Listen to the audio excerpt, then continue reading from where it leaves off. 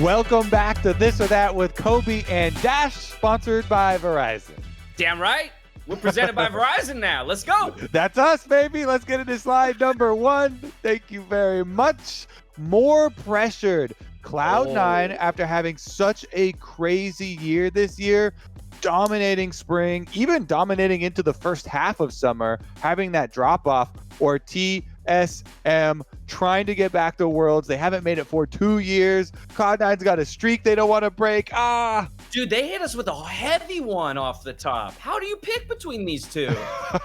The pressure is intense on both sides, and the history between these two organizations is so long too.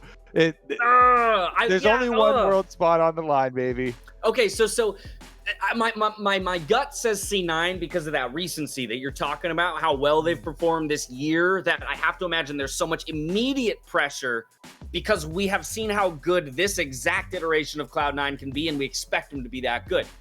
Conversely, though, you look at the rejoining of Bjergsen and Doublelift, two of the greatest NA players of all time, two of the winningest players of all time.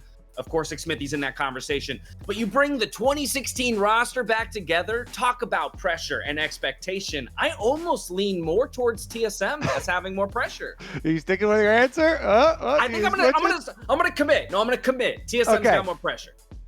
TSM's got more pressure. Yeah, I was gonna say I'm slightly leaning towards that side especially because of Doublelift. Yeah. He had such a terrible ending on Team Liquid, then switched teams over to TSM and is trying to, make this big resurgence. And TSM as a team, with the 2-year drought of going to Worlds, haven't got I feel like there's so much pressure on both sides, but that little extra edge of Doublelift and his career too. Yeah. He tweeted out that he said in the interview that he thought double elimination saved his career. That's how stressful this year has been for him. So let's get into slide number 2. Everybody's looking forward to that matchup. It's going to be a banger. Upper bracket favorite, though, between the teams that have not lost yet, Team Liquid and FlyQuest. I think you still have to say Team Liquid are the favorite as the higher seeded team with their consistent performance. But FlyQuest have been on an upsurge. I feel very confident in this team as they've come together solo with crazy performances, not only with the 1v9 Renekton carry, but also just blind picking Shen their whole series, and being willing to play that for them from the top side, still having a really big impact in a bad matchup, playing with the rest of the team.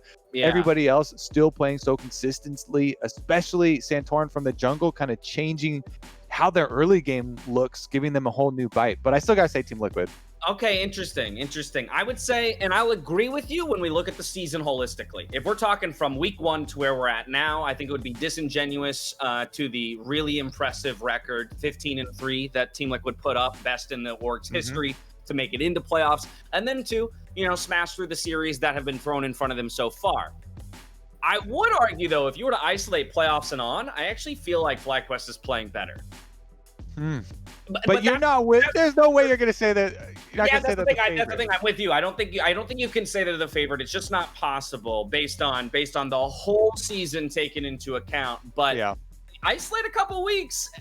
This series is going to be awesome. I would not throw tomatoes at someone that said, they're picking the upset here for FlyQuest. But that's a great way to put it. We wouldn't shave you out off the internet if you exactly. predicted. It's fine opinion to have, but it's still an upset. Let's get into the next one. What do we got here? Everybody's looking at that Cloud9 TSM one, but the Team Liquid FlyQuest, that should be a banger. Hard counter. Is it harder counter for Mordekaiser or Malzahar? I'm going to say it's a harder counter for Mordekaiser. And here's why I'll tell you that. Because Mordekaiser ults you, he puts you into a circumstance where only he can deal damage from you, which means that everyone else can no longer target you, right? So in essence, when I get brought into the Death Realm, then QSS my way out of the Death Realm, everyone else has already refocused their energy to other people because they think they can't hit me. So now I QSS, I'm back out in the open, but I'm not under threat because everyone thought I was going to be stuck in the Mortal. Now Mord's like, what the hell did I accomplish? On the other side of the equation, Malzahar, he CCs you, and although yes, you can immediately QSS and get out, everyone is still focused on you. It's like a Leona ult saying, kill this person. laser. Your teammates have really bad attention spans. Like, you have a crazy short attention span, James, or the QSS is really slowly activated for the mortal. How are they instantly like, oh, never mind, forget that guy? You know, like, the QSS could be a Captain Jack QSS instantly out of the mortal too. Kobe, you've seen my elo. My elo is at least a 1.5 second delay on the QSS, right? So everyone is fully involved in other fights by the time that person's coming out. I will go with the Malzahar because I feel like more of Malzahar's power in when they made his kit, they were like, all right, we're putting a lot of power into the ultimate. Mordekaiser without his ultimate, I still feel like, you know, he's a fighter, right? He's gonna bonk you with his big ass club. Malzahar, not so much for me. I feel like it really does revolve around that pick, so I'll say the Malzahar. All right, well, that was a really cool, legitimate argument. Thank you, Kobe. All right, into the next slide. What do we got here? Rift Herald usage. Snowball a winning lane, yes, or help a losing lane catch up. No. Well, I mean, how easily can you do that? It's so circumstantial, right? But that's why I'm going to go with this. I'm going to go with the first one. Snowball the winning lane, because that's the given. And that thing, it's harder to screw that up. If you're already winning the lane, go win it harder, because the gold advantage, the advantage you already have in that lane, is going to give you more leeway to make mistakes in your next play.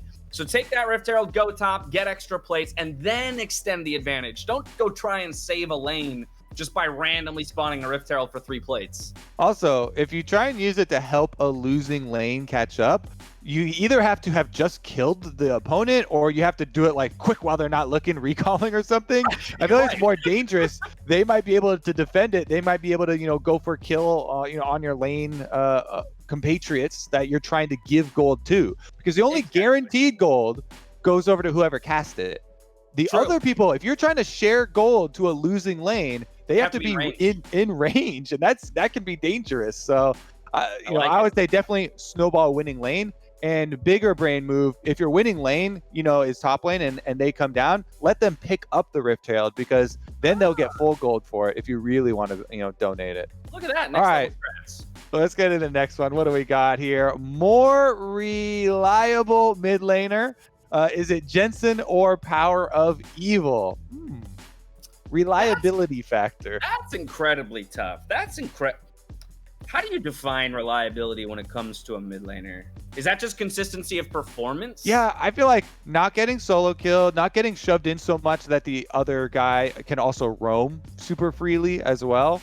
I think dependability.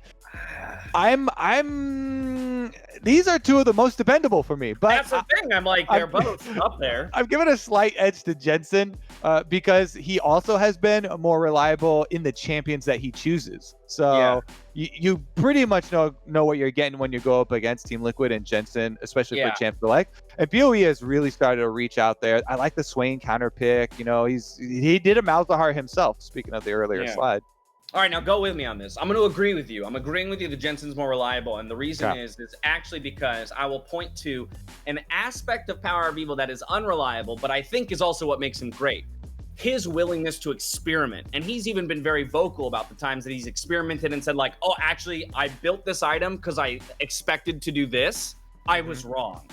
But that, in a sense, is unreliability if he's going to take the time to experiment and try new things. I also think it's one of his greatest strengths. But if I'm looking for purely the most reliable mid laner, I'm with you. Throw Jensen in the mid lane. I know what I'm getting every single time. All right. Next slide. What do we got? Give us more. Lux support or Jax top lane? I want to answer. I was about to answer for you. I knew it was going to be Jax because Kobe loves playmakers in the top lane that can totally change the way the game is played and like force you to react differently, just a different style as well, right? With 4-1 and just changing the way the fluidity of the game. So I think I'm with you. I like a champion that really warps the way the game is played. And that can be, it doesn't always have to be a split pusher, right? But I think I definitely lean towards something that gives me new looks and is going to create excitement in a game. And also, you can't beat that sound of Jax wailing on a turret. True. And I also like, kind of like you're saying, you know, you get variation in the way the game is played. If you've got a Jax up there too, you can put more and more pressure topside. You don't have to do these early dragon fights. You can give up the first couple dragons, get your Jack super ahead, try and win the game that way. I will say though, I've been calling for the Lux support, more teams to pick it up because she is super powerful right now as well. Definitely powerful. I'm terrified of those bindings. I think that might be the last one. Let's check. A boom. Just kidding. Bring a one eliminated player with you to Worlds. FBI or Someday. FBI. Good FBI. Choices. They are both great choices, and I'm sad that I have to choose, but I also can choose without hesitation. It's FBI. This guy has impressed me so much this year with his improvement, with his attitude, the way that he has been aggressive in his play, even while being a younger player. I like to see all that, and I would want to reward that. I know it stings to have missed just barely this year with that 5-game series loss, but I would want FBI to come to Worlds to get that experience and to keep that motivation going forward, that if he doubles down on the work that he did this year, next year he'll be there, and he'll be there as the 1 seed. Like, that's what I want. That's what I want. I like it. And I'm going to go with Someday because I'm going to tie it together with my last slide with the Jack pick for top lane. Okay. That would be sick if we could have Someday at Worlds, just sub him in on one of these other teams, have some super high priority for top side. I want to give him a shot at it too, because I feel like, Someday's been working hard here in NA, hasn't got to represent us at Worlds. So I'm going to give him my token. Let's go. I love it. I'd be pleased with either of them. All right. That is going to be one more slide. It's usually one of the meme slides where they have, Photoshop and stuff. So. Kobe, we're presented by Verizon now. Verizon is helping us. They're just feeding us slides. Let's go. Seeing a 13-year-old hit challenger, is that either inspiring or is that a wow, I suck moment for you, Kobe?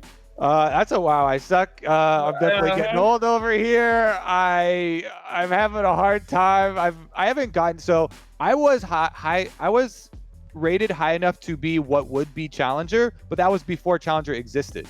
Right. So it's been a long time since I've been able to reach those heights, and I've never been close. Even when Challenger wasn't a thing, I wasn't even close to that elo. So I would agree with you that this just serves to make me feel entirely inadequate. Now, I do not want that young 13-year-old out there to take anything negative away from that. It is awesome. Yeah, it is awesome that you make us feel like the boomers that we are. I think it's so cool that you've done that. Please keep working hard.